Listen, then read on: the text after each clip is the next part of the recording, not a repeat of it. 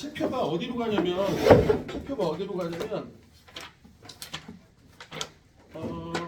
책표가 362페이지로 가. 자, 지금 이번 시간에 할 건 빛의 간섭과 광전 효과 두 개를 이어서 해버릴 거야. 알겠지? 네? 자, 빛의 간섭과 광전 효과를 이어서 해버릴 거야. 네? 우선 우리가 요거는 기억이 나. 자, 우리가 예전에 간섭할 때, 그죠? 간섭할 때 보강 간섭하고 상대 간섭 얘기는 기억이 나. 그죠? 네? 진폭이 커지고 진폭이 뭐야? 작아지고. 네? 근데 지금 이거 얘기하면서 이런 얘기도 했어. 봐, 우리가 에너지를 전달하는 방법이 입자성과 파동성이 있단 말이야. 쉽게 말하면 돌 던져 입자성이야. 줄거라고 흔들어 파동성이야. 이렇게 생각하면 돼. 근데 요 입자성과 파동성 중에서 무조건 파동성만 가지는 특징 중에 하나가 간섭과 회절이야. 그러니까 돌멩이가 둘이 팍 만나갖고 휙 하다가 휙 하고 이런 건 없잖아. 그죠? 또 하나 우리 회절, 이거 회절이 뭐였지? 장애물의 뒤까지 파가 퍼지는 거야. 특히 우리 이거 외웠어. 파장이 길수록 잘 돼. 자, 거꾸로 말하면 진동수가 작을수록 잘 되는 거야. 오케이? 두 번째 요거는 슬립. 틈이 좁을수록 잘 돼. 틈이 좁을수록. 자, 이거 외워버려.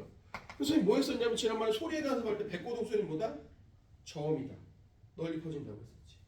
기억나지? 그래서 우리가 물결파의 간섭을 지난번에 했었어. 그래서 살짝만 예를 한번 들어보면, 자, 여기가 반파장, 반파장, 반파장, 반파장, 반파장, 반파장, 반파장, 반파장, 반파장, 반파장, 반파장, 반파장, 반파장. 그럼 위상은 같게 할게. 위상은 같게. 위상은 같게. 네? 위상은 같게. 그럼 요 가운데가 뭐야? 보강, 경로차형. 자, 여기도 보강, 경로차 한 파장. 자, 경로차 한 파장, 보강. 자, 그럼 여기 그 사이에 상세, 경로차 반파장, 상세, 경로차 반파장, 상세, 경로차 반파장, 경로차 반파장. 이렇게 되겠지. 그죠? 맞죠? 그러니까 이걸 만약 소리에다가 접목을 시켜도, 만약 이 새끼가 스피커라고 하면 여기를 이렇게 따라가면서 한번 소리를 들어보면 소리가 크게 들리고 작게 들리고 크게 들리고 작게 들리고 크게 들리고 작게 들리고도 이렇게 된다는 거지. 됐어요? 그래서 이런 것도 했었잖아. 이걸 그대로 적용을 한번 해봐. 자, 뭘 적용하면 아예 이 스피커 사이를, 자, 이 스피커에서 발생하는 소리를 더 파장이 긴 애로 바꿔봐. 그럼 더 커져. 오케이? 그때 한번 얘기했었잖아. 얘를 만약 파장을 짧게 하면 얘가 이렇게 좁혀진다고. 선이 많아지면서. 기억나죠? 기억나죠? 자, 얘 기억을 좀 가지고 문제를 풀면 좋아. 지금 이제 배울 뭐냐, 빛의 간섭은 엄청 중요해. 뭐 과학사적으로도 되게 중요한 녀석이고, 양자역학으로 넘어가는 얘가 중간의 역할을 하는 애야. 특히 얘는 토마스 영이라는 과학자가 했는데 14살 때 이 실험을 하거든요. 이게 토마스 영의 이중슬리생이라는 간섭 실험이야. 사실은 좀 이따 또 얘기하겠지만 이 간섭 실험을 통해서 전자가 파동성을 가진다는 것까지 알아내. 그러니까 이 근대에서 현대로 넘어오는 굉장히 중요한 실험이야. 14살 때 집에서 혼자 고안을 해서 실험을 해버려. 그리고 21살인가 2살에 옛날에 했던 실험을 발표하고 노벨상을 받아버려. 집도 더럽게 부자야. 아무튼 자, 토마스 영인데 막 장난 아니야. 막 갑골 문자 혼자 해석하고요. 유클리드 계약을 10살 이전에 혼자 마스터해. 뭐 그런 사람이야. 네? 그래서 빛의 간섭을 할 건데 이것부터 좀 알아도 봐. 이 빛이라는 녀석은 원래 파장이 짧아. 무슨 얘기냐? 회절이 잘 안 돼. 빛은 파장이 짧아서. 그러니까 요거 한번 봐봐. 지금 제일 먼저 어떻게 할 거냐? 빛의 간섭은 이렇게, 여기가 다니엘 슬리죠. 이름이 다니엘 슬리죠. 다니엘 슬리. 그럼 다니엘 슬리에서 여기다 이렇게 틈을 하나 만들어요. 슬릿, 다니엘 슬릿. 슬릿이 하나 있다. 틈이 하나 있다. 그러니까 지금 이걸 틈이라고 생각하면 돼. 틈이 하나 있어. 그럼 이 다니엘 슬릿으로 쭉 해갖고 빛이 이렇게 퍼져요. 자, 그럼 여기에 이중 슬릿이 있어. 이중 슬릿. 그러니까 여기서 회전이 되는 거야. 빛이 여기서 회전이 돼서 퍼져서 여기까지 왔는데 여기서 또 뭐가 되면 각자 또 회전이 되는 거야. 각자. 여기서 또 회전이 되는 거야. 그럼 어디서 간섭이 되냐면 요 스크린에서 간섭이 되는 거야. 뒤에 있는 스크린에서 간섭이 되는 거야. 자, 별거 아닌 것 같지만 이것도 시험 문제 나왔어. 단일에서 회전, 이중에서 회전. 얘가 스크린에서 간섭. 오케이? 네? 그럼 여기를 좀 확대시켜 볼게요. 여기를 좀 확대시켜 보면 이중슬릿 좀 확대시켜 보면 여기 이중슬릿 좀 확대시켜 보면 보통 이 이중슬릿의 요게 바로 뭐냐면 요거랑 똑같은 거야. 여기서 파가 시작되는 거랑 똑같은 거야. 그럼 이것도 한번 해볼게. 자, 이렇게 14살의 시험치고는 정말 천재적인 거지. 아니 그럼 여기서 그냥 빛을 갖다가 비춰주면 되지 왜 굳이 여기서 빛을 하나를 비춰서 여기를 보내줬을까? 왜 그래? 기훈아? 14살짜리가 생각했던 거야? 어? 한빈아 왜 그럴까? 자 요즘은 참고로 이걸 안 써. 여기다 그냥 레이저 포인트를 써. 왜? 요즘 레이저가 위상이 똑같거든. 근데 이 당시에는 위상이 똑같은 빛을 만드는 방법을 몰랐단 말이야. 그러니까 빛을 일부러 여기다 넣어놓고 동일한 위상의 빛이 여기 들어가게 한 거야. 뭔 말인지 이해돼요? 그러니까 단위 슬릿의 목적성은 동일한 위상의 페이스를 여기다 넣어주려고 했던 거야. 굉장히 천재적인 발상이지. 네? 참고로 여기다 요즘은 레이저 포인트를 쏜다. 그 이유가 무엇입니까? 이게 몇 년 전에 경희대학교 의대 시험에 나왔던 문제야. 토마스 영 실험에서 굳이 단일 슬릿을 해놓은 이유가 뭡니까? 요즘은 단일 슬릿을 안 하고 이중 슬릿에서 레이저를 쏘는데 레이저를 써도 이 실험이 정말 문제가 없는 이유가 뭡니까? 이게 의대 시험에 나왔단 말이야. 오케이? 됐어요? 돼? 그럼 여기서 이제 S1, 2에서 가는 거야. S1, 2 가. 자, 그럼 여기 뒤에 이제 스크린이 쫙 있어. 자, 그럼 여기 가운데라고 한번 해볼게.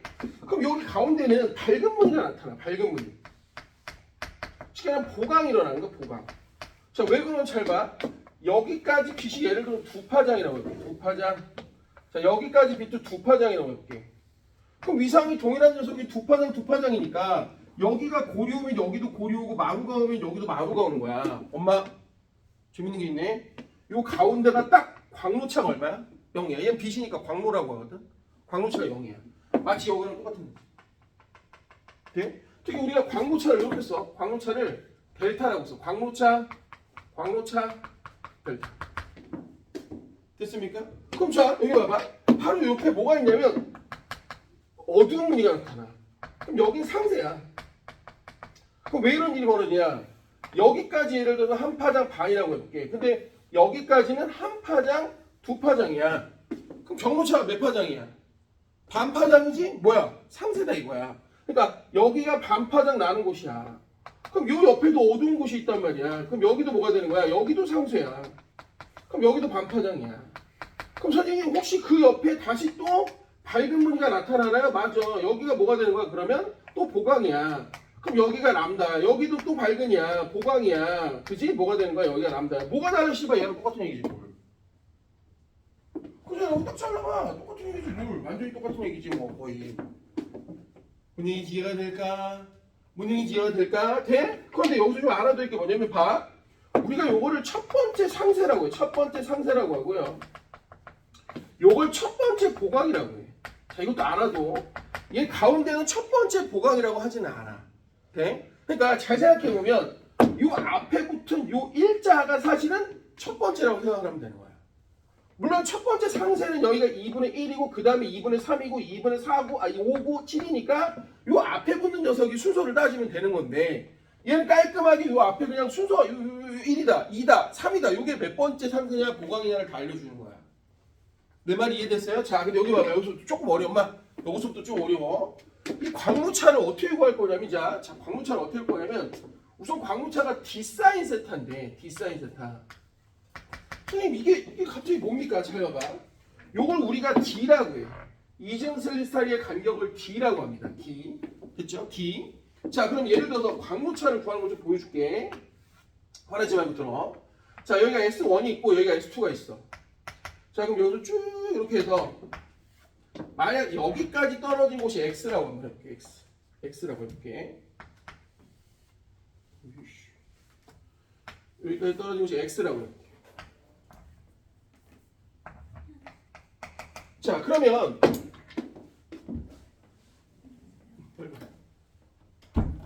간섭 들어가지? 빨리. 빛의 간섭이거든. 무작정 기다리고 없어 시작을 했다. 여기서 어차피 올릴 테니까 앞에 보면 못 보이고 들으면 돼. 알겠지? 362페이지.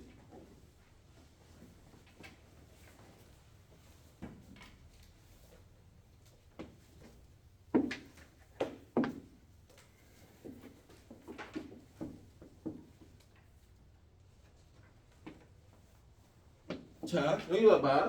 다시 한번 우리 물결파의 간섭에서 자 동일한 위상의 팔을 가지고 만들면 가운데 고강, 상세. 내가 지금 쓴 거 다 뭐야? 경로차야, 맞죠? 근데 이걸 빛의 간섭을 하려면 여기 봐봐. 토마스형이 이중슬리 간섭을 했는데 우리가 파동성이 대표의 간섭과 회전인데 파장이 길고 슬릿이 좁아야 돼. 그럼 여기다 단일 슬릿을 놓고 회전을 시켜서 동일한 위상의 팔을 만들어줘. 그래갖고 여기서 동일한 빛을 넣어주면 여기서 다시 회전이 돼서 스크린에서 간섭이 되는 거야. 근데 봤더니 가운데서는 밝은 무늬가 나타나. 어머 뭐야 보강이네. 그럼 여기 경로차 0 여기랑 똑같은 애야. 아 그럼 그 옆에 상세네 여기네. 아 이게 첫 번째 상세야. 그 다음에 다시 여기가 첫 번째 보강인 거야. 이렇게. 오케이? 그렇게 어려운 내용이 아니지. 네? 근데 여기서 봐봐. 이 광모차를 구하는 게 좀 어려워. 그러니까 이걸 실험으로 내진 않겠지만 광모차가 이거라는 거 좀 알고 있으면 좋아. 잘 봐. 그럼 만약 여기가 S1, S2고 요 사이 간격이 D라고 하고요. 여기서의 광모차를 한번 구해볼게. 자, 이 X 지점에서의 광모차를 한번 구해볼게. 잘 봐봐. X 지점에서 광모차를 구해보면 요 가운데에서 요렇게 빛을 요렇게 그러니까 선을 하나 그어봐. 그러면 요 사이의 각을 세타라고 하면은 잘 들어봐. 세타라고 하면 여기다 수선의 발을 이렇게 내려. 수선의 발을 내리면 요 길이. 요 길이가 바로 광모차야. 즉 D 사인 세타거든. 그럼 왜 그러냐면 여기가 세타기 때문이야. 근데 봐. 지금 무슨 말하는지 하나도 이해가 안 돼. 아니 씨발 얘가 세타인데 갑자기 얘가 왜 세타야? 그죠? 전혀 납득이 안 되잖아. 그지? 자 근데 잘 들어봐봐. 실제 이 실험이 어떻게 된 실험이냐면 이 단일 슬릿을 어떻게 만드느냐. 요만한 커버글라스 있어. 커버글라스 뭔지 알아? 그 세포 실험할 때 덮는 덮개 있잖아. 덮개 유리야. 딱 요만해. 라이터로 그을려. 그럼 검어지지. 그지? 그럼 검은 애들은 빛을 흡수하니까 뭐야? 통과를 못 시킨단 말이야. 거기다 면도날로 긁어.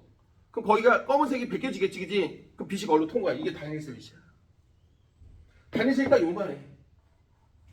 그럼 이중슬릿 어떻게 하는지 알아? 엄마 똑같이 해. 그 다음에 면도날로 긁어. 두 개를 겹쳐갖고. 실제로 여기다 머리카락 끼잖아? 그럼 머리카락 굵기도 구할 수 있어. 그래갖고 이렇게 해. 그럼 요게 지금 이중슬릿이야. 단일 슬릿 이중슬릿이야. 그리고 스크린은 2m 떨어져 여기 있어. 이 그림은 가짜 그림이야. 돼? 쉽게 뭐야? 비약이 심한 그림이야. 돼? 무슨 말이냐? 약간 현실성 있게 얘기해보면 지금 어떻게 된 거냐? 요 노란 색깔 두 빛과 노란 색깔 두 빛과 파란 색깔 빛이 거의 평행인 거야. 왜? 졸라 멀거든. 운행이 돼요? 그럼 여기가 세타란 말이야. 그럼 여기가 이렇게 됐을 때 이렇게 수선의 발을 내리면은 여기가 세타면 여기가 90만 세타고 여기가 세타인 거야. 네? 또 하나 우리가 보기에 선생님 근데요 이 빛과 이 빛이 여기까지 경로차면 지금 이게 경로차가 되려면 얘하고 얘가 지금 길이가 같아야 되는데 C가 대충 같지 않은데요? 아니야. 이거 졸라 멀기 때문에 거의 근사적으로 같아. 뭔 말인지 이해가 돼요? 그러니까 너희들은 이걸 갖다가 구하는 건 안 나와. 근데 D 사인 세타라는 건 알아두면 좋다는 얘기지. 자 문제 넘겨볼게. 교재 372페이지로 가봐. 자 372페이지 그림은 파장이 남다른 단색광이 슬릿 간격이 긴 이중슬릿을 통과한 후 스크린의 간섭 무늬를 만드는데 이중슬릿의 중심인 O로부터 줄거가 충분히 멀리 떨어져. 충분히 멀리 떨어지. 자 이게 바로 그 의미야. 자 그럼 여기 R은 두 번째 자 두 슬롯으로 같은 거리에 있고 스크린상의 P점은 R로부터 두 번째 오등무늬. 자 그럼 여기 봐봐 엄마 두 번째 오등무늬. 자 여기 오등무늬인데 가운데서 두 번째 오등무늬면 경로차가 2분의 3 남다. 두 번째 상세가 일어나는 곳은 경로차가 2분의 3 난다. 여기 경로차가 2분의 3 난다라는 거야.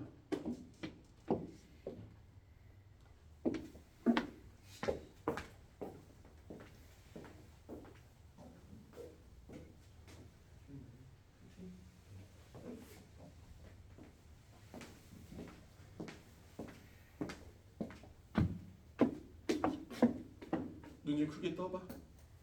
그래. 좋아. 조는 건 괜찮은데 자는 건 안 돼. 알았어? 어? 야, 쓰러지는 건 안 돼. 그죠? 흔들릴 수는 있어. 눈이. 그런 거랑 비슷한 거야. 알겠죠? 응? 그래. 자, 일어나자고. 오케이? 오케이? 야, 다음 주 목요일이 수능 아니니? 내가 계속 얘기하지만 이때부터 너희 고3이야. 니네 시계는 입시 시계로 돌아간다니까. 내가 얘기했잖아. 수능 딱 보잖아. 고3에도 정말 아무것도 할 게 없어. 가끔 무슨 뭐 씨발 뭐 논술 준비? 야, 그 지랄 일주일 한다고 되냐? 씨발 끝난 거야. 돼? 정말 미치도록 무료한 시간을 보낸다니까. 가봐, 이 새끼들 씨발 완전 개판이야. 고3 애들. 그잖아. 수능만 끝난 거야. 왜? 그게 입시 시계니까. 얼마 안 남았다니까. 니네가 1년 이렇게 금방 할 줄 알았냐? 그잖아. 돼? 야, 너 나랑 여름에 만나지 않았냐? 주원아? 그죠? 우리 여름이 7월인가 8월인가 만났지? 야, 벌써 11월, 12월이야. 몇 달 지났어. 시간이 이렇게 빨리 가.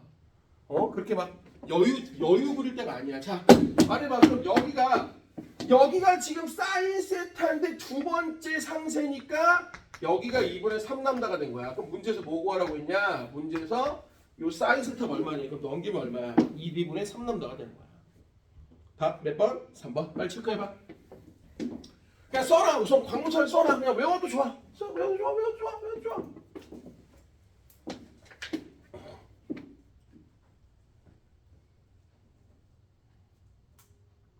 충분히 멀리 떨어지면 D사인 세타가 광로차구나. 근데 두 번째 상세니께니 이 새끼는 결국 2분의 3 난다 차이만큼 나는 거구나. 광로차가. 이렇게 생각하면 되는 거야. 제기 됐어? 왜 뭐가 하나? 됐어? 자, 그럼 여기 봐봐. 하나만 더 하면 돼. 엄마 하나만 더 하면 돼. 사실은 엄마 이 간섭을 지금 토마스 형이 이중설리 간섭을 배워야 되는 이유가 있어. 이걸 왜 배워야 되냐? 우리 예쁜 색깔 한번 해보자. 자, 왜 배워야 되냐? 엄마 이것 때문에 그래. 요 어두운 무늬와 어두운 무늬 사이의 간격, 혹은 밝은 무늬와 밝은 무늬 사이의 간격, 이걸 뭐라고 하냐면 바로 델타 X라고 해요. 델타 X. 자, 우리 이것 때문에 그래. 원래 이 델타 X는 유도해야 되는데 유도 안 해도 돼. 너희한테 힘들어. 오케이? 네? 자, 너희 무시하는 게 아니라 굳이 할 필요 없어. 그러니까 너희는 결론만 알아두면 되는데 잘 들어. 진짜 중요해. 자, 이걸 우리가 델타 X라고 해. 이게 정확한 이름이 뭐냐면 간섭의 무늬의 간격이라고. 간섭 무늬 간격. 즉 무슨 얘기냐? 보강과 이웃한 보강 사이, 상세와 이웃한 상세까지의 거리를 델타 X라고 해. 근데 잘 봐. 이 델타 X가 얼마냐면 딱 D분의 L 람다야. 근데 이걸 열심히 외울 필요가 없어. 왜? 계속 배웠거든. 씨발 봐. 회절이 잘 된대. 그럼 잘 퍼지는 거야. 퍼지려면 어떻게 해야 돼? 파장이 길어야 된다며. 그죠? 또 슬릿이 좁아야 된다며. 그지? 얘 아까 얘기했죠. 왜 굳이 슬릿을 줬냐? 빛은 원래 파장이 짧아. 그러니까 회절이 잘 안 돼. 그러니까 틈을 무지하게 작게 만든 거야. 시골 가서 한번 해봐. 시골에 가면 물을 이만큼 열잖아. 그 빛이 이렇게 퍼져. 근데 이걸 조금만 열잖아. 그럼 바로 직진해버려. 그러니까 파장이 짧은 애들은 원래 직진성이 좋아. 회전을 잘 안 해. 근데 일부러 슬릿을 작게 만들면 회전을 한단 말이야.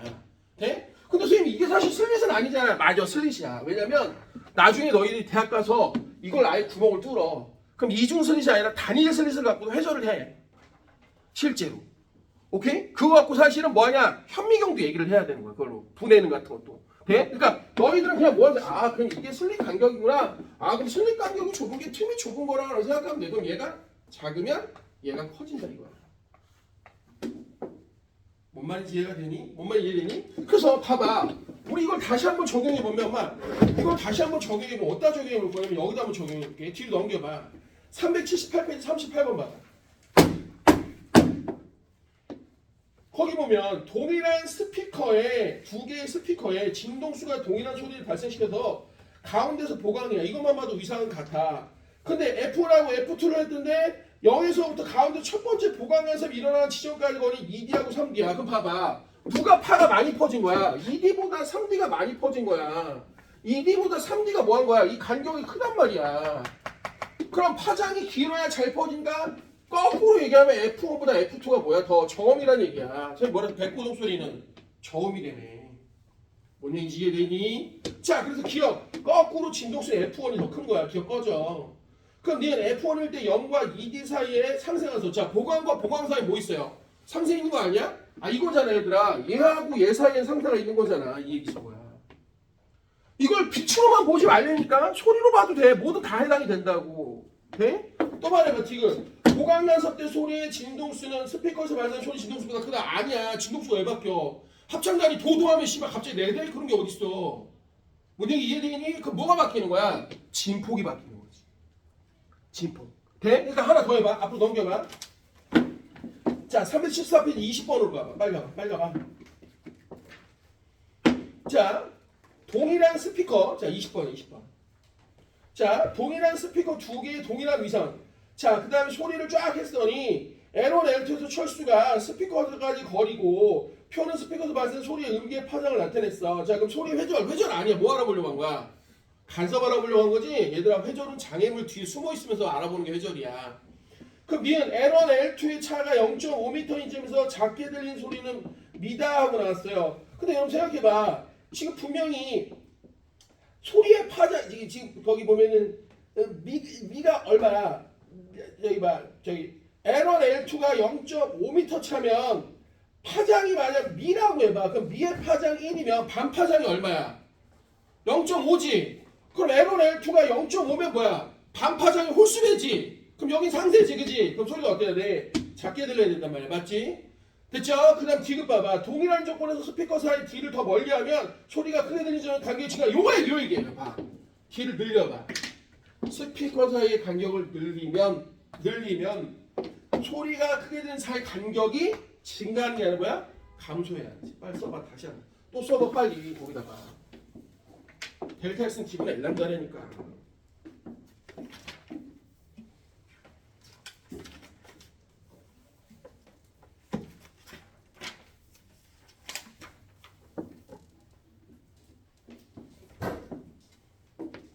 자, 그럼 굉장히 좀 어려운 문제로 넘어갈 거야. 367페이지에 6번으로 가봐.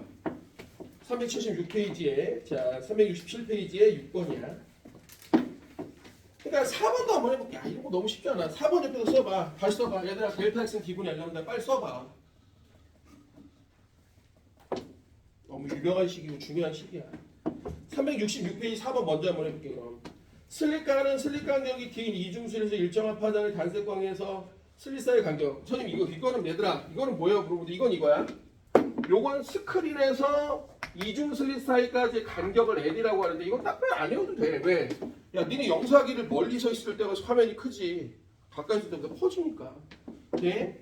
자 그럼 L만큼 떨어져 있고 델타 X가 생겼는데 그는 나는 D하고 L을 조정해서 자 지금 이렇게 전피로 나타냈는데 D는 0.3 마이크로미터, L은 뭐 1.5m, 델타 X는 3 마이크로미터 뭐 이렇게 얘기했는데 다 필요 없어. 지금 A, B, C, D의 방향 중에서 델타 X가 원래 3보다 큰 걸 찾으래. 그럼 니네 말해봐. 얘가 원래 커지려면 어떻게 돼? 엄마 D는 가만히 있고 뭐야? 람다 크게 하면 되는 거 아니야? 그럼 D는 가만히 있고 람다 크게 하는 게 누구야? D는 L 람다는 안 바꿨나? 람다는 아예 바꾸지도 않았네. 자 그럼 람다는 안 바꿨어. 그럼 D가 그대로일 때 어때? L이 커지면 되는 거 아니야? 돼? D가 그대로일 때 L이 커진 거 누구야? D겠지 D. 맞아요? 또 해봐. 그럼 얘네들이 일정할 땐 D가 작은 거 하면 되겠네. D가 작은 거. 자 L이 일정할 때 D가 작은 거 그럼 C 답은 그래서 뭐야? CD 이렇게 되는 거야. 이게 문제야. 아무것도 아니지. 됐어요? 자 그럼 수준 높은 문제 옆에 6번으로 넣어봐. 6번 별표 쳐봐. 아주 좋은 문제. 자 6번 별표 쳐봐. 아주 좋은 문제. 자 지금 그림은 파장의 람다인 단색광 A가 다리 슬릿과 이중슬을 통과해 스크린에 일정한 간섭물을 만드는데 스크린 사이 전 피해는 보강 간섭이 일어나요. 당연하지. 가운데니까. 그죠? 위상 동일하고 가운데면 경로차 0이면 보강이지 뭘. 그럼 Q에는 상세 간섭이 일어나. 자 그럼 말해봐. Q는 몇 번째 상세 간섭이야? 여기지? 두 번째 상세 간섭이야. 맞죠? 그런데 다른 조건은 다 그대로 하고 파장이 반파장으로 짧아진 단색광 B를 쓰는 거야. 그럼 이랬을 때는 자 어떻게 되겠냐라고 물어봤단 말이야. 그럼 이거 살짝 지울게요. 살짝 지울게요. 자 너무 중요한 게 다시 써볼게요. 델타 X는 기분의 L람다야. 자 그럼 지금 어떻게 된 거냐면 기억 이중슬릿의 S12를 지나 P에 도달하는 경로차는 반파장이다. 근데 뭔 개소리야. 얘들아 봐봐. 이 얘기인 거야, 이 얘기. 여기가 S1, S2인데 잘 봐. 아까는 처음에는 만약 예를 들어 여기가 두 파장이다 이렇게. 두 파장. 여기가 두 파장이 이렇게. 그럼 경로차 0이야. 근데 파장이 반으로 줄었다고 해도 여기가 한 파장, 두 파장, 세 파장, 네 파장. 여기도 한 파장, 두 파장, 세 파장, 네 파장. 뭐야? 경로차 0이야 어차피. 둘 다 뭐야? 둘 다 짧아졌는데 뭘. 돼요? 기억 꺼져. 자 그럼 디귿. 델타 X 즉 간선분이 간격은 2배가 된다. 얘들아 요게 절반으로 줄었는데 뭔 소리야. 그럼 얘도 줄어야지 절반으로. 맞죠? 확인되니? 네? 그럼 니은 봐봐. Q에서는 보강 간섭이 일어난다고 하는데 이걸 잘 봐야 돼. 자 선생님 한번 봐줘봐. 엄마 지금 이렇게 된다. 가운데가 지금 보강이야. 경로차 0이고 그대로 써볼게. 여기가 지금 첫 번째 상세고 첫 번째 상세고 여기가 지금 반파장이고 그 다음 다시 첫 번째 보강이고 여기가 첫 번째 보강이야. 가운데 첫 번째를 안 한다고 그랬어. 여기가 람다고 여기가 두 번째 상세 2분의 3 남다는 말이야. 경로차가 네? 근데 잘 보세요. 지금 얘를 반으로 줄였어요. 그럼 얘가 반으로 줄 거 아니야. 그럼 주원아 잘 봐. 여기가 원래 델타 X지만 델타 X가 반으로 주니까 여기가 보강, 여기가 보강, 여기가 보강, 여기가 보강으로 바뀌는 거야. 돼? 그래서 답이 보강이거든? 돼? 근데 잘 봐, 엄마. 나봐봐. 야, 나올 때마다 그릴 거야? 되게 병신 같잖아. 그치? 돼? 기가 막힌 방법 알려줄게. 봐. 여기 봐봐. 이따 적어. 선생님 알려줄게. 봐. 지금 XQ는요. 이렇게 써봐. XQ는 원래 파장으로 말하면 2분의 3 람다. 경로차가 2분의 3 람다. 자, 이게 뭘 의미하냐면 람다라는 파장을 쓰면 얘는 두 번째 뭐란 얘기야? 상세 간섭이라는 뜻이야, 이게. 만약 2분의 7이면 얼마? 2분의 7이면 얼마? 네 번째지? 1, 3, 5, 7이니까. 맞아. 근데 잘 봐. 선생님처럼 해. 새로운 파장은 원래 파장의 지금 절반이래. 그럼 얘를 거꾸로 바뀌어봐. 원래 파장은 새로운 파장의 뭐가 되는 거야? 이렇게 2배야. 그럼 얘를 여기다 살짝 넣어봐. 그럼 재밌어.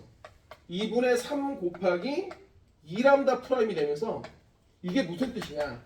슉슉 날아가면 새로운 람다 프라임, 새로운 람다라는 녀석으로 파장을 생각해보면 얘는 얼마가 떨어지냐면 3람다 프라임이 떨어져 있는 거야. 그럼 이 문제 좋은 게 있어. 3람다 프라임 뭐야? 반파장이 짝수배지. 그럼 보강이야 선생야. 보강이지. 근데 앞에 3자지. 그럼 몇 번째 보강이야? 세 번째 보강이야. 이렇게 구하면 몇 번째 보강인지도 알 수 있어. 아, 세 번째 보강이구나. 맞나 확인해봐. 여기 가운데 첫 번째 보강, 두 번째 보강, 세 번째 보강 맞잖아. 됐습니까? 내 말 무슨 말인지 이해되겠어요? 그러니까 만약 파장을 만약 또 만약 새로운 파장이 원래 파장보다 4분의 람다래. 아 그럼 람다는 4람다 프라임이야. 그럼 얘를 여기다 넣으면 2분의 3 곱하기 4람다 프라임이니까 슉슉슉 해서 여기가 지금 2가 되면 6람다 프라임이야. 아 그럼 만약 얘를 4분의 1 파장을 줄이면 여기는 6번째 보강이 일어나는 거야. 이렇게. 내 말 되니? 야, 빨리 적어봐. 얘들아 빨리 적어봐. 빨리 적어봐.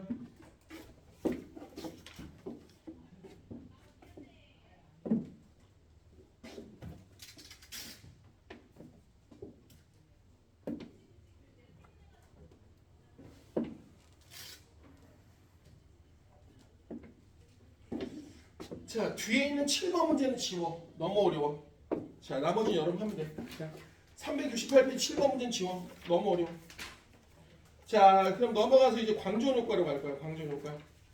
자, 어디로 가면 384페이지야. 광전 효과.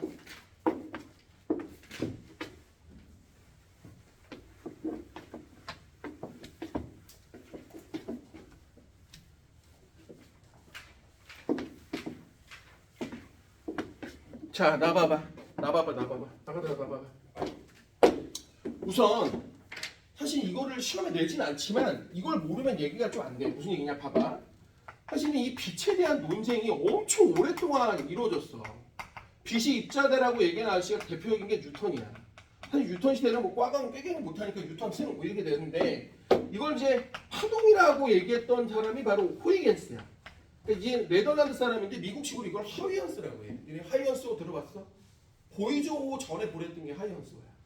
오케이, 우주로 보낸 탐사선이. 그런데 여기 봐, 엄마. 이 싸움을 끝낸 사람이 있어. 그게 누구냐면 바로 토마스 영이야. 무슨 얘기냐, 잘 봐. 토마스 영이 간섭 실험에 성공하면서 더 이상 논쟁은 끝난 거야. 더 이상 얘기하지 마. 실험 뭐 끝났네. 야, 토마스 영이 실험 다 끝냈어. 노벨상 받아서 끝났어. 빛은 파동이야. 라고 하고 완전히 얘기가 끝난 줄 알았는데 갑자기 광전효과 실험이 튀어나온 거야. 근데 이 광전효과 실험은 다시 또 얘로 해석이 안 돼. 그래서 이 실험을 하고 놀랍게도 아인슈타인이 아니야. 사람들 자꾸 아인슈타인. 이 실험을 한 사람은 헤르츠야. 우리가 진동수에 다닐 수 있는 헤르츠가 원리 실험을 해. 해석을 못 해. 근데 이걸 누가 해석하냐? 아인슈타인이 해석을 하는 거야. 야, 그럼 그러지 말고 다시 입자적으로 생각을 해보자. 아마 입자적으로 다시 생각을 해보자. 그럼 얘기가 딱 맞던데? 라고 얘기를 한 거야. 그럼 여기서 중요한 거. 반드시 물어봤을 거 아니야. 아, 씨발. 뭐야, 그럼? 도대체 빛은 뭐야? 입자 파동이야. 야, 닥쳐. 빛은 두 가지 성질을 다 가지고 있어. 이걸 뭐라고 하죠? 이중성이라고. 이게 바로 듀얼 네이처야. 그러니까 잘 봐. 이게 이제 이어져. 뭘로 이어지느냐? 아니, 그럼 선생님. 아인슈타인 똑똑하니까. 선생님. 그럼 빛이 두 가지 성질을 다 가지고 있는데 왜 우리는 두 가지를 동시에 볼 수 없습니까? 아, 이건 동전의 양면과 같아. 네가 앞면을 보면 뒷면을 볼 수 없어. 오케이? 그러니까 파동성이 강해지면 입자성이 작아지고 입자성이 강해지면 파동성이 약해지니까 볼 수 없다는 얘기야. 그러면 이걸 갖다가 유럽에 프랑스에 있는 과학자 중에 드브로이라는 과학자 이런 생각을 해본 거야. 아이씨야, 그래? 드브로이.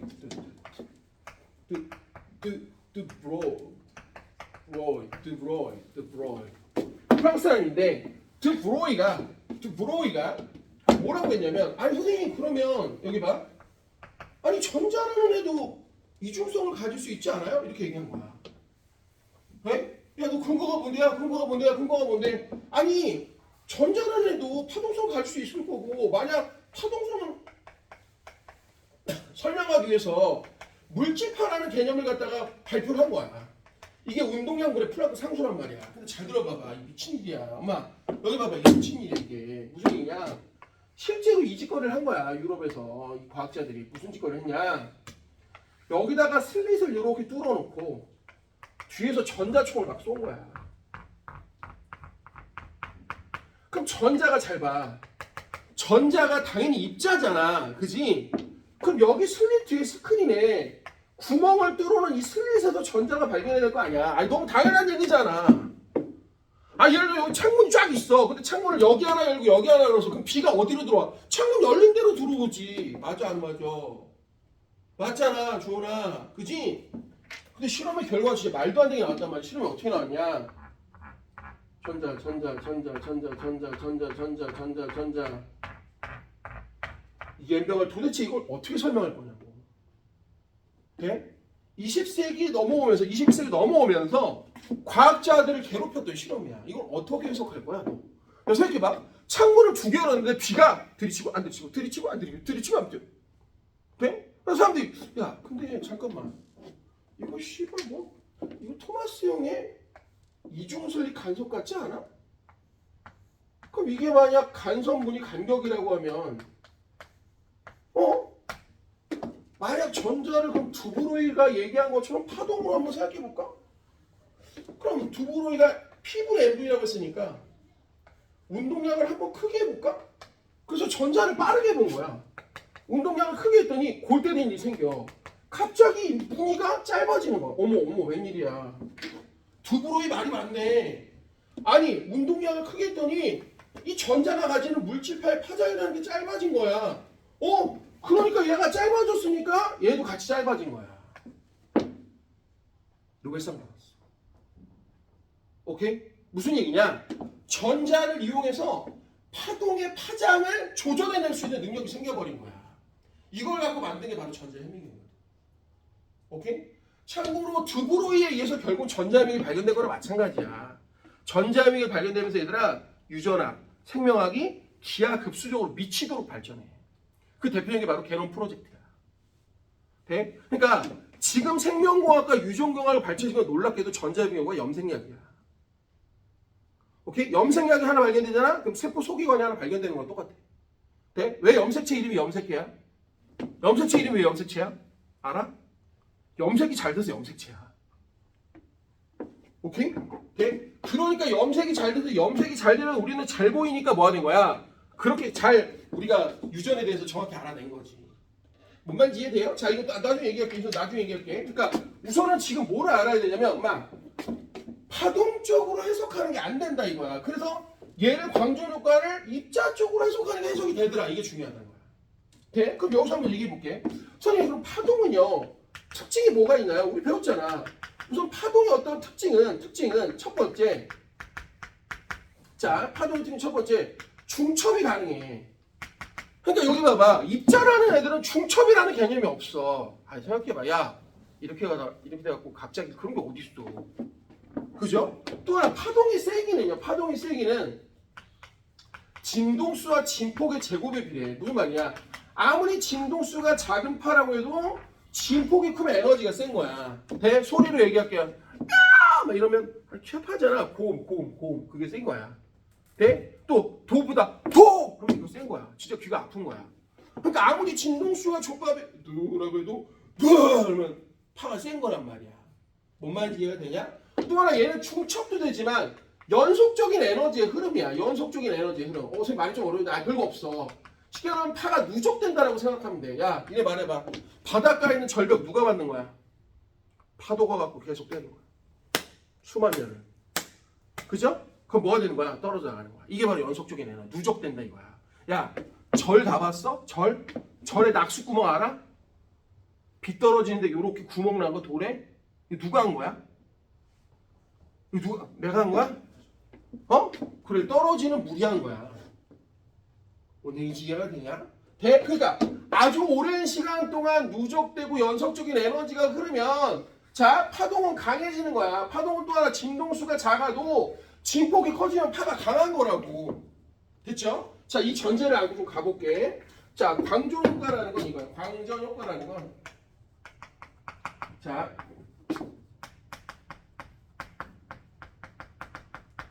포토 일렉트릭 이펙트라고. 포토 일렉트릭 이펙트. 네? 자, 이게 무슨 얘기냐? 이렇게 금속을 준비한 다음에 이건 본 적 있지? 이게 뭐야? 기훈아. 검전기야, 검전기. 금속판, 금속박. 뭐 이렇게 라이델병 뭐 이런 거 들어봤니? 자, 아무튼 여기 봐봐. 자, 여기 지금 이렇게 검전기를 마이너스로 대전시켰어. 그럼 이 금속박이 청력 때문에 이렇게 벌어져 있단 말이야. 됐죠? 돼? 근데 봐. 여기다가 파란색 빛을 한번 비춰본 거야. 자, 파란색 빛을 딱 비췄더니 전자가 뿅 하고 튀어나와. 이 전자를 우리가 바로 광전자라고 해. 이게 영어로 포토 일렉트론이야. 포토 일렉트론. 특히 봐. 그럼 이 빛을 뭐라고 하냐면 이걸 바로 광양자라고 하고, 이게 선생님 고등학교 때만 해도 참 진짜 유치했는데 이걸 옛날에 고등학교 때 선생님 빛 알갱이라고 했어. 대학교 때 책에는 빛 나달이라고 나왔었거든. 아, 이름 참 개 똥이죠. 자, 얘가 영어로 포톤이야. 그런데 이 양자는 쉽게 말하면 빛 알갱이 입자. 쉽게 말하면 니네 구슬치기 들었지. 엄마 구슬치기 봐. 구슬을 딱 까면 요렇게 밑에 있던 구슬 빵 맞으면서 구슬이 아래 이렇게 튀어나오지. 뭐 이런 개념이야. 뭔 얘기지 이해돼? 그러니까 광전 효과가 뭐니라고 물어보면 광전 효과가 뭐니 그러면 금속에다가 광양자 빛을 비추면 금속 표면에서 광전자가 튀어나오는 현상이 광전 효과야. 이렇게 하면 되는 거야. 됐어? 내가 물어볼까? 가로등 누가 켜? 현빈아, 가로등 누가 켜? 하은아, 가로등 누가 켜?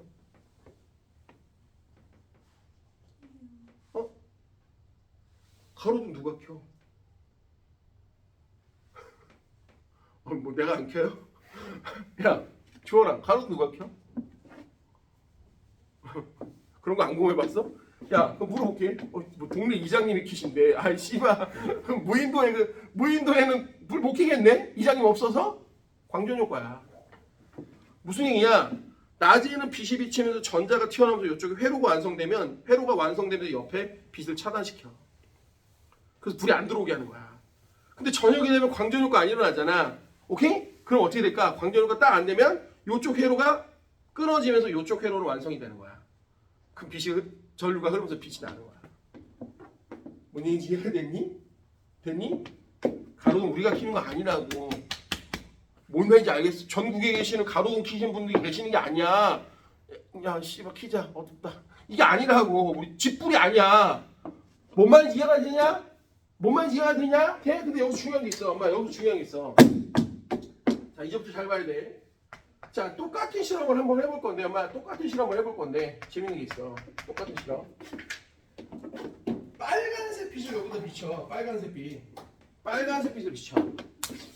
그 빨간색 빛은 진동수가 좀 작을 거 아니에요, 얘보다. 우리 다 외웠잖아. 전자기파의 진동수는 파란색 쪽이 커. 빨간색보다. 그럼 얘는 진동수가 족밥이야. 그 무슨 일이 벌어지냐? 얘는 전자가 튀어나오질 않아. 네? 근데 중요한 게 있어. 이건 얘들아, 이건 파동적으로 봐도 전혀 문제가 안 돼. 왜?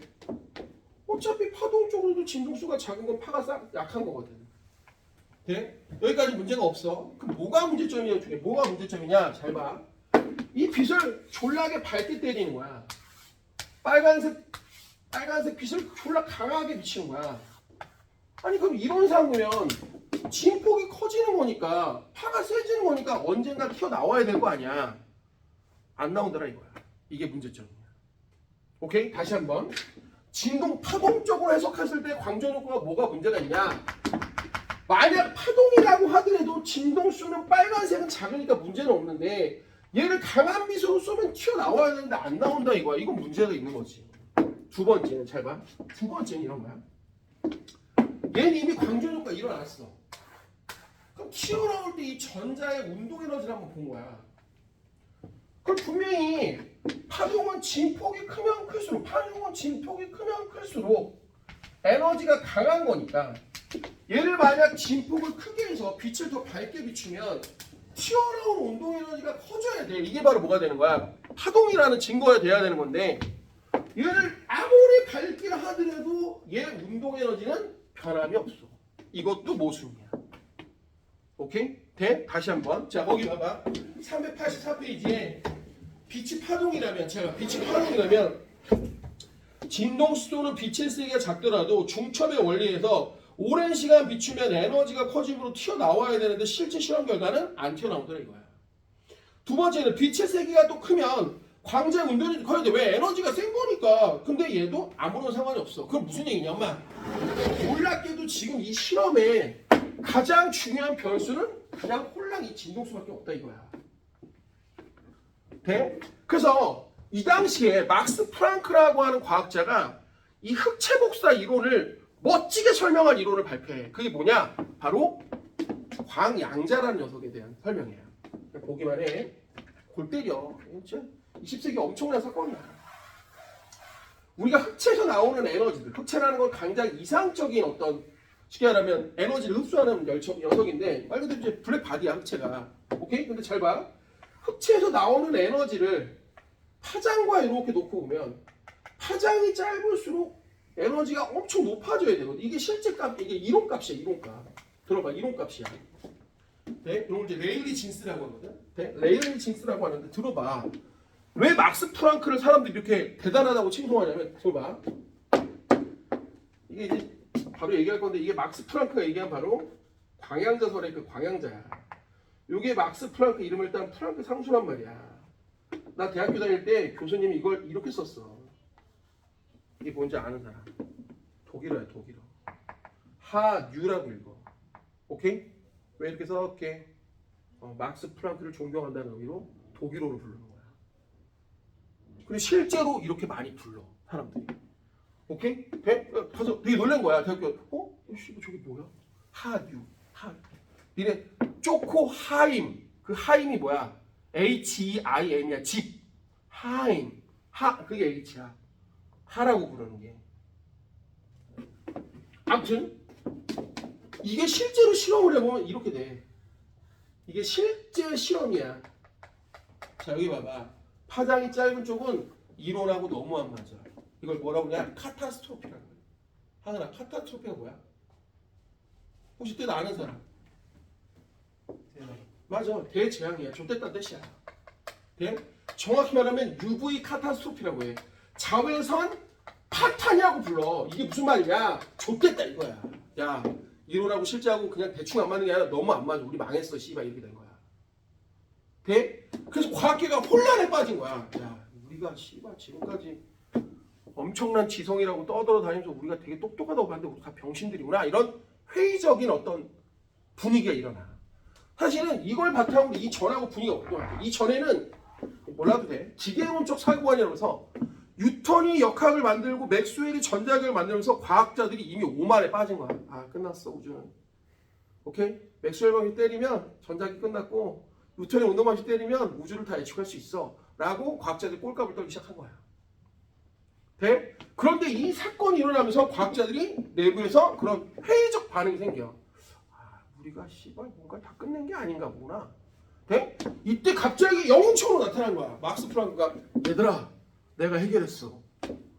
이 양자이론을 도입하면 얘도 다 해결이 돼. 정확히 말하면 빈의 법칙과 자 스테판 볼츠만의 법칙이 모두 깔끔하게 해결된 거야.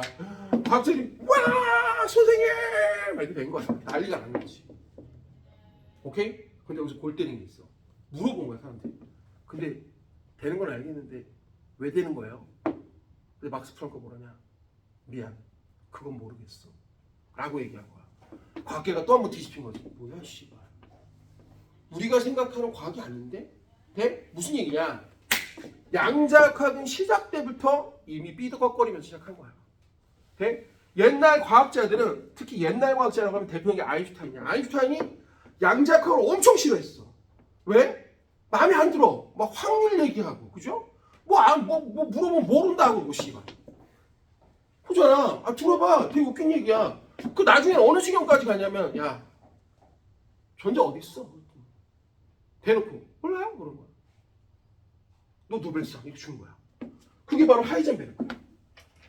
하이젠베르크는 위치의 불확성과 운동량의 불확성성은 항상 특정 이상 존재한대. 무슨 얘기냐? 우리가 전자를 제대로 재려면 운동량을 제대로 못 재. 운동량을 제대로 재고 싶으면 위치를 제대로 못 재. 지금 무슨 얘기야? 정확히 알 수 있는 건 없어. 왜? 우주가 원래 그래. 이건 실험의 오차가 아니야. 자연이 원래 그런 거야. 그래서 아예 포기해. 뭐라고 하냐? 아, 좋겠다. 그럼 전자 어떻게 할 거야? 그럼 전자 어디 있는지 정확히 모르니까 전자가 대충 어디서 나타날지만 알자. 네? 예를 들어, 야 영태 어디 있어? 그럼 존나 싸돌아다녀. 야 됐어. 그냥 영태 어디 많이 나타나? 그러면 영태가 학원에 한 60% 정도 나타나고 집에 한 40% 나타나요. 이걸 확률로 나타내는 거야. 이게 오비탈이야. 네? 이게 그 유명한 하이젠베르크의 불확정성의 원리고 이게 바로 노벨상이야. 네? 더 재밌는 얘기 해줄까?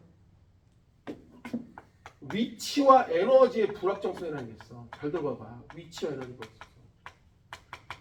이 시간과 에너지의 불확정성이 사실 여기서 나오긴 한 건데 그냥 보기만 해. 화내지 말고. 자, 여기 엄청난 산이 있어. 에너지가 무지 높은 산이 있어. 어떤 공이 에너지가 이거밖에 없어. 그럼 얘는 여기를 넘을 수가 없어. 자, 말해볼게. 이 위치 에너지가 100줄인데 얘가 운동 에너지가 10줄밖에 없어. 그럼 얘는 여기를 넘을 수가 없어. 그지? 근데 이 실험을 존나게 하잖아? 그러면 뿌지 많은 애들을 쏘면 어느 순간 여기 갑자기 애들이 발견돼. 이걸 뭐라고 그러냐? 양자 터널링이라고 해. 마치 누가 터널을 뚫은 것처럼 이렇게 발견이 된다. 이거. 네? 이 미시세계는 골 때린 거야. 이런 일들이 벌어져. 네? 아니 쉽게 생각해. 내가 야 에베레스트산이 있어. 내가 거기다 공을 던졌어. 씨발. 내가 그걸 넘기겠니? 못 넘겨. 근데 존나 하니까 넘어가더라 이거야. 그래서 선생님, 이거 씨발, 이건 양자 미시세계잖아요. 아니, 올해 거시 세계에서 양자 터널링을 증명한 물리학자들이 3명이 노벨상을 싹 받았어. 네? 자, 한번 해봐. 콘크리트 벽에다가 한 200년 동안 공 던져봐. 그럼 어느 순간 콘크리트 바깥에 공이 하나 있을 거야. 오케이? 증명을 했어. 올해 그걸 노벨상을 받았다니까, 심지어. 뭔지 인지해야 돼요? 이런 걸로 뭐를 하느냐? 컴퓨터. 오케이? 그리고 인간이 할 수 없는 아주 다양한 것들을 다 한다는 말이야. 뭔지 인지해야 되냐? 돼? 아무튼 중요한 건 이거. 엄마, 중요한 건 이거야. 그래서 막스 플랑크의 이걸 갖고 온 거야. 야, 그러면 야 이렇게 하자. 어차피 플랑크가 얘기한 광양자소를 얘기해보면 어차피 진동수라는 것의 에너지가 결정되는 입자라고 한번 생각을 해보자는 거지. 이 광양자가. 그러면 무슨 얘기냐? 얘하고 얘를 던졌을 때 이 금속에서 어떤 최소한의 어떤 에너지, 이걸 이람수라고 해요. 금속의 최소한의 에너지 이람수보다는 요 에너지가 크면 튀어나오고 안 나오면 안 나오는 거야. 그럼 이걸 뭐라고 하느냐? 플랑크 상수와 문턱 진동수의 곱으로 나타내는 거야. 자, 근데 이게 무슨 얘기냐? 좀 쉽게 해볼게. 쉽게 해볼게. 저기 조는 새끼가 있어. 마음에 안 들어. 그 내가 줄을 연결하고 흔들어. 그럼 처음에 따끔따끔 하겠지? 근데 한 2박 3일 맞아봐. 피하겠지? 한 1년 맞아봐. 씨발 얼굴 없어지지 않을까? 이런 거야. 무슨 얘기야? 얘가 아무리 족밥이어도 오랜 시간 동안 빛이 나와야 되는데 안 나온다 이거야. 돼? 그럼 어떻게 해석을 하자는 거냐? 이렇게 해석을 하냐? 야, 이거 안 된대. 그럼 이렇게 해석하자. 이 벽을 내가 뭘 던졌어. 자, 먼지 던졌어. 깨져 안 깨져? 안 깨지지? 먼지를 그럼 2박 3일 동안 던져. 안 깨질 거 아니야? 1년 동안 던져. 안 깨져. 이 얘기야. 첫 번째, 광전 효과의 가장 중요한 첫 번째인데 이건 순서가 있어. 빛의 진동수가 금속의 문턱 진동수를 넘지 못하면 나가리야. 끝. 오케이? 돼? 그러니까 무슨 얘기냐? 내가 저 벽을 깨고 싶어. 그럼 먼지가 아니라 뭘 던져야 돼? 해머 같은 걸 찍어야지. 그지? 그럼 그 해머와 먼지의 차이가 뭐야? 진동수다 이거야. 오케이? 그러니까 얘가 해머고 얘가 먼지야. 그러니까 얘가 아무리 먼지를 오랜 시간 동안 계속 던져도 입자라는 건 에너지가 누적적으로 쌓이진 않는단 말이야. 그지? 불연속적인, 그러니까 이걸 뭐라고 불연속적인 에너지라고 해. 그러니까 얘는 안 튀어나온다는 얘기야. 그럼 튀어나오려면 뭐 해야 된다? 망치를 찍어야 된다 이거. 자, 그럼 전제조건 두 번째. 그럼 선생님, 왜 이거는 에너지를, 빛을 세게 했는데도 불구하고 얘가 안 커집니까? 자, 그럼 말해볼게. 두 번째 이거야. 이 광양자의 에너지에서, 광양자 거야 이건, 빛이야. 금속의 이람수를 뺀 만큼, 금속의 이람수, 이거 금속 거야. 금속의 이람수를 뺀 만큼 나머지 차이, 자, 광양자 에너지고 여기 금속의 이람수를 뺀 만큼 나머지가 광전자의 최대 운동 에너지야. 그러니까 뭐라고 생각하면 되면 구슬치기라고 생각하면 돼. 여기 만약 얘가 포텐셜이 만약 30 정도 돼. 전자가. 그럼 내가 빛을 여기다 땅 때려서 40의 에너지를 줬다고 해봐. 광양자 에너지가 40이야. 그럼 얘는 10줄의 에너지를 갖고 튀어나온다는 얘기야. 왜? 30은 이거 꺼내는데 뭐야? 쓴 거라고 생각하면 돼. 뭔 말인지 이해되냐? 왜 그러냐면 전자 입장에서 플러스 옆에 많잖아. 플러스를 얘를 못 나가게 잡아. 그러니까 그걸 뚫고 나오려면 에너지를 뚫고 나오는 에너지만큼 줘버려야 되는 거야. 쉽게 말하면. 뭔 말인지 이해가 되냐? 다 끝났어 얘들아. 다 끝났어? 그럼 전제 조건 뭐냐? 선생님 그럼 이게 무슨 말이에요? 잘 들어봐. 이게 바로 광양자와 광전자의 1대1 반응이야. 무슨 말이냐? 이 운동 에너지를 바꿀 수 있는 건 빛의 진동수와 금속의 이람수지 이 개수가 아니야. 무슨 말이야? 여기를 아무리 광양자 개수를 많이 던진다 한들 요 에너지 자체는 이미 안 바뀌니까 뭐가 되는 거야? 운동이 안 바뀌는 거야. 돼? 그럼 선생님 퍼스트 세컨드 두 번째 뭐냐? 빛의 세기가 늘어난다는 건 뭐야? 빛의 세기가 늘어난다는 건 광양자의 숫자를 많이 던지는 거야. 그러면 에너지가 바뀌는 게 아니라 튀어나오는 전자의 수, 즉 광전자의 수가 바뀌어. 이걸 우리가 광전류의 세기라고 해요. 광전류의 세기라고 해요. 광전 효과에서. 얘는 1대1 반응하거든. 지금 무슨 말이냐? 그냥 보여줄게. 예를 들어. 여기 만약 빛을 2개 썼어. 얘가 에너지가 10전자 볼트야. 10전자 볼트. 근데 이람수가 만약 4전자 볼트야. 그럼 2마리가 튀어나오는데 얘는 둘 다 6전자 볼트라고 생각하면 되는 거야. 됐죠? 그럼 잘 봐. 선생님, 요건 좀 지울게. 그럼 선생님, 예를요. 만약 5개를, 4개를 던졌어요. 그래 4개를 던졌어. 그럼 4개를 던졌다고 하면 애들이 착각하면 안 되는 거야. 선생님 4개를 던졌으니까요. 4개를 던졌으니까 T1으로 얘가 더 밝아야 되는 거 아니라고. 어차피 얘는 똑같은 이함수야. 그럼 4개를 던지면 4개가 나오는 거지 에너지는 다 6이라 이거야. 뭔 말인지 이해가 돼요? 그럼 이 에너지를 결정하는 건 요 하나의 에너지와 요거의 에너지지 이 개수가 아니란 말이야. 내 말 이해되냐? 주원이 돼? 주원이 돼? 그런데 여기서 되게 중요한 거 선생님 시험에 맨날 나오는 거 그럼 얘는 왜 안 돼요? 해봐. 얘 만약 여기다 던졌어 엄마 여기다 만약 이함수가 3대 3짜리 던졌어 안 일어나. 3짜리 하나 더 던졌어 안 일어나.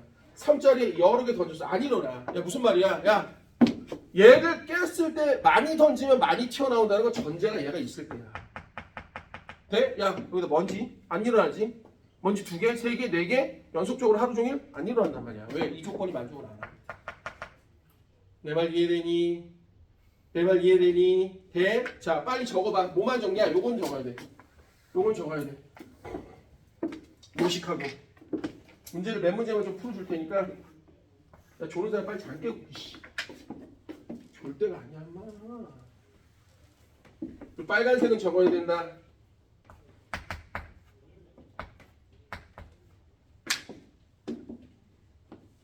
그러니까 이게 광양자 한 개와 광전자 한 개 1대1 방식이야.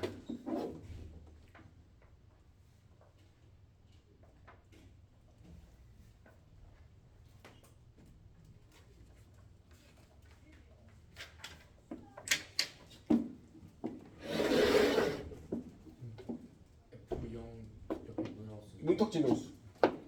문턱진동수. 영어로 스레스 홀이라고 해. 스레스 홀이 문턱이야. 문턱.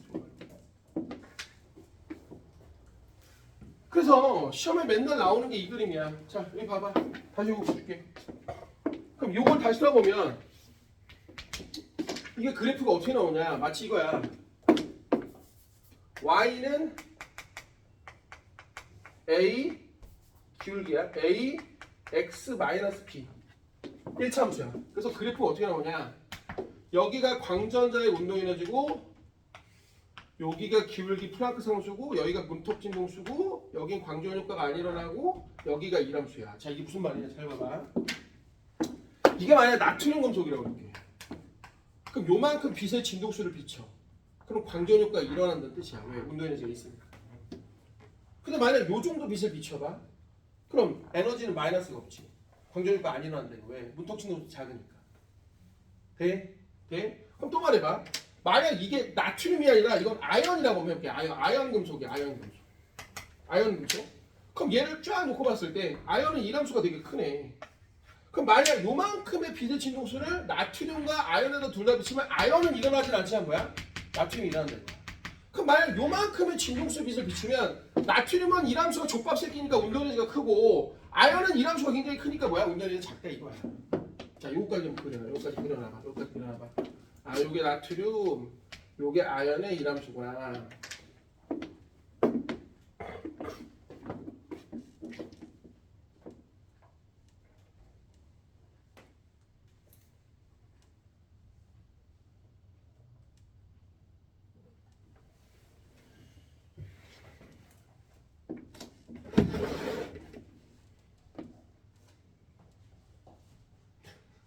너 깼어? 야 389페이지 펴봐.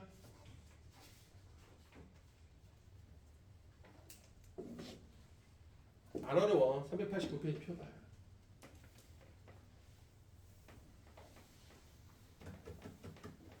(389페이지에) 1번 봐봐. 기훈아 다 봐봐. 응. 자 거기 보면 준비됐어? 389페이지 1번. 그린 강은 어떤 광으로서 나오는 빛의 세기를 진동수에 따라 나타냈고 F0는 세슘의 한계 진동수래. 자 그럼 줄거봐봐. F0가 세슘의 한계 진동수야. 세슘이라는 금속의 한계 진동. 이게 문턱 진동수하고 똑같아. 선생님 고등학교 때 이걸 한계 진동수라고 했었어 실제로. 자 근데 지금 문턱 진동수 바뀌었어. 자 그럼 이에 대한 설명인데 자 지금 어떻게 한 거냐면 이 광원에서 여러 빛 중에 특정 진동수의 빛을 뽑아고 여기다 넣은 거야. 자 기억.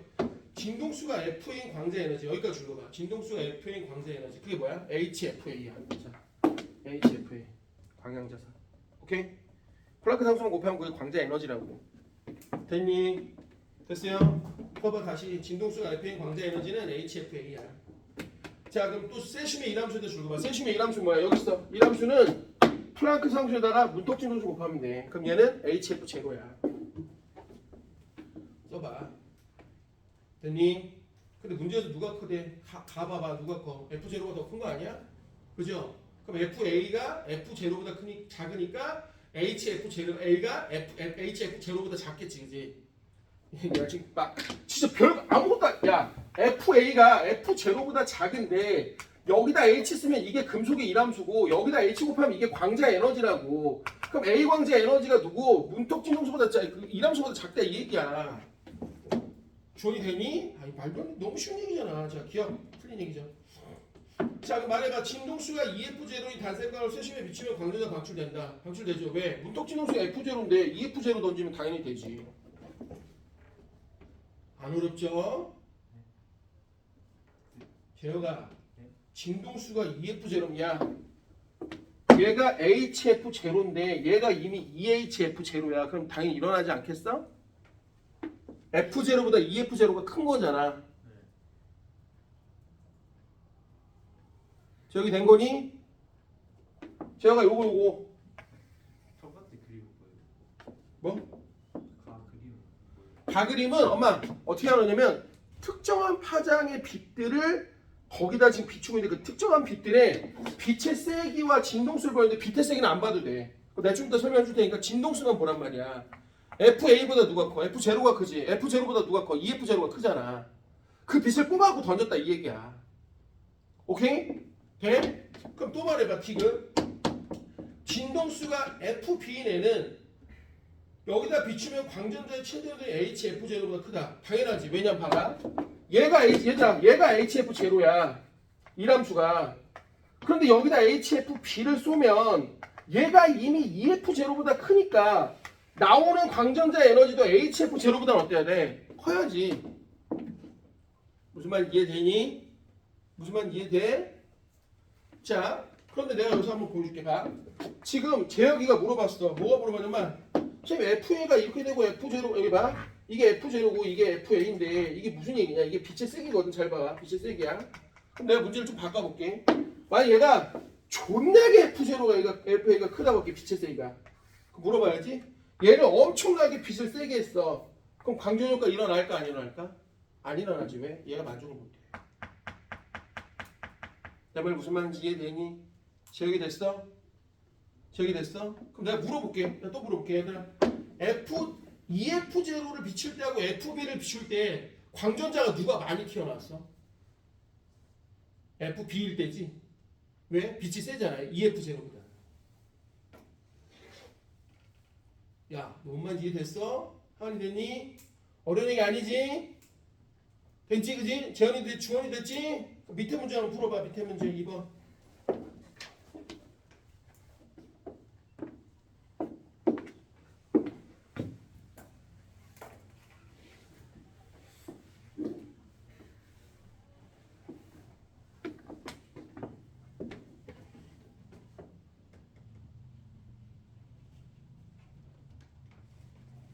얼른. 너 안 와갖고 지금 파동했어. 오케이? 이따가 저 상대성 이론 할 거야. 너 상대성 이론 안 들어가요. 안 들어가. 네. 전기는 들어가요. 들어가지. 전기해 줄 거야. 이거 시대. 우선 좀 마도 또 갖고 왔지? 좀 빨리 있는 거 풀어. 자, 그럼 2번 봐봐. 문톡 진동수가 F0래 한계 진동수가. 자, 그러면 이미 누구는 끝난 거야. A는 치워. A는 뭐 한 거야? 광전효과 안 일어나. 문톡 진동수 자궁인데 뭘 일어나. 그러니까 기억, 광자한계 에너지는 0.5 HF0인데 금속 응급하는 이람수는 HF0니까 자, 기억은 틀렸어. 자, 그럼 선생님 광전류, 많이 어려운데 얘들아 광전류가 바로 광전자의 숫자야. 그럼 물어볼게. B하고 C는 어차피 똑같은 진동수의 빛인데 밝기가 B가 세. 그럼 누가 빛이 센 거야? B가 센 거야. 많이 던진 거야. 그럼 많이 나왔겠지. 그러니까 니은이 맞는 얘기지. 자, 그럼 C를 비출 때 방출되는 광전량이 최대는 D를 비출 때, 자, 누가 커요? C보다 D가 크지. 왜? 진동수가 큰 빛이니까. 본인이 이해되니? 주원이? 재현이 됐어 안 됐어? 재현스 돼 안 돼? 자, 넘겨봐. 두 문제 더 높을 거야. 자, 3번은 지워. 3번도 지우고 6번도 지워 그냥. 자, 넘겨봐. 그러면 뭐 할 거냐면 8번, 392페이지 8번을 봐봐. 자, 나봐봐. 그래, 나봐봐. 자, 우리 빛의 3원색 있어. 빛의 3원색이 뭐야? 빛의 3원색? 빨초파. 들어본 적 있지? 빨초파. 레드, 그린, 블루. 이게 RGB야. 픽셀이라고 하잖아. 화소라고 하잖아. 화소. 그럼 여기 빨초 섞인 뭐야? 노랭이고, 초파 섞이면 이게 청록이야. 그 다음 빨파 섞이면 이게 자홍이야. 마젠타. 됐지? 그럼 다 섞인 뭐야? 흰색이야. 알아도 옛날 문제도 이런 게 꽤 있거든. 자, 그럼 무슨 얘기냐? 빨초파 중에서 얘가 진동수가 제일 작고 얘가 크고 얘가 커. 네? 그럼 예를 들어 빛의 3원색을 비췄어. 엄마 빛의 3원색을 비췄어. 근데 빛의 3원색을 비췄더니 한 놈은 광전 효과가 안 일어나고 두 놈은 일어났어. 자, 그럼 무슨 얘기야? 이놈이 누굴까? 얘가 빨갱이지. 그치? 그럼 문턱진호는 어디 있는 거야? 요점 어디 있지 않까? 본인이 이해되죠? 하니 됐어요? 그럼 만약 빛의 3원색을 했는데 두 개가 안 일어나고 하나만 됐어. 그럼 얘 누구야? 파란색이겠지, 그치? 그럼 문턱진호는 어디야? 여기 어딘가 있다니. 어려운 얘기 아니지? 됐죠? 자, 뒤로 넘겨. 자, 뒤로 넘겨서 어디로 가냐면은 398페이지 20번. 요거. 요 문제야. 느낌 오지? 됐죠? 느낌 오죠? 자, 그러면 니들이 풀면 되고 하나 더 해볼게요. 진짜로 가봐. 17번 가봐. 397페이지 17번. 자, 그럼 옆에다 미리 적어라 얘들아. 미리 적어라. 전자 같은 애들의 물결파의 여기 봐 물질파의 파장은 이게 전자의 물질파 전자가 아니어도 상관없어. 사실은 이자의 물질파의 파장이야. 물질파 파장 적어봐. 얘는 운동량분의 플랑크 상수야. 그래서 mv분의 h야. 외워 빨리 외워. 식하는 되게 간단한 이거밖에 없어.